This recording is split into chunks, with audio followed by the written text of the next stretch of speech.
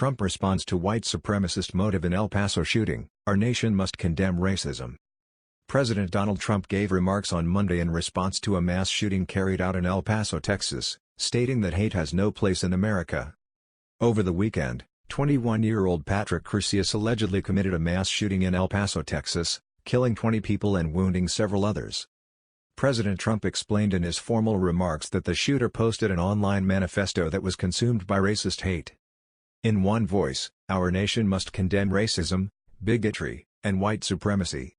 These sinister ideologies must be defeated. Hate has no place in America. Hatred warps the mind, ravages the heart, and devours the soul," said Trump, as reported by ABC News. Trump went on to state that his administration has asked the Federal Bureau of Investigation to identify all further resources they need to investigate and disrupt hate crimes and domestic terrorism. "We must recognize that the Internet has provided a dangerous avenue to radicalize disturbed minds and perform demented acts. We must shine light on the dark recesses of the Internet and stop mass murders before they start," continued Trump.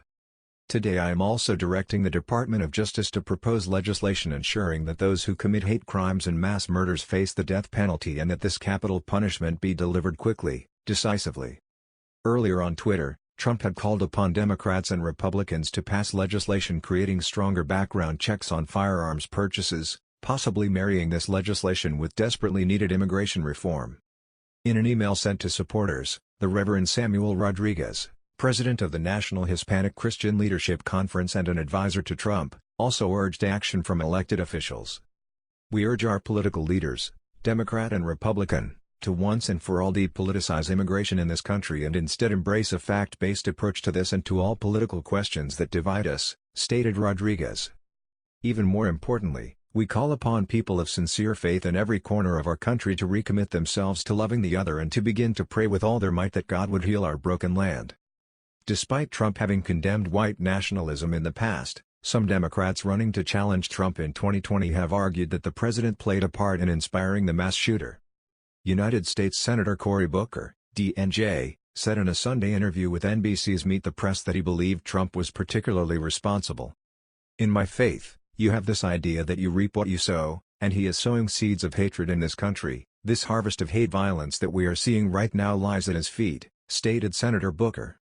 "There is a complicity in the president's hatred that undermines the goodness and decency of Americans." South Bend, Indiana Mayor Pete Buttigieg told CNN on Sunday that he also believed Trump had created an environment that motivated the shooter, arguing that the president made his career, politically, on demonizing Mexicans.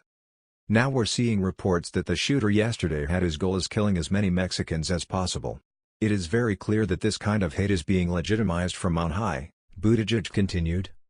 Dayton, Ohio was also the subject of a mass shooting this past weekend, which left 9 people dead and 27 others wounded.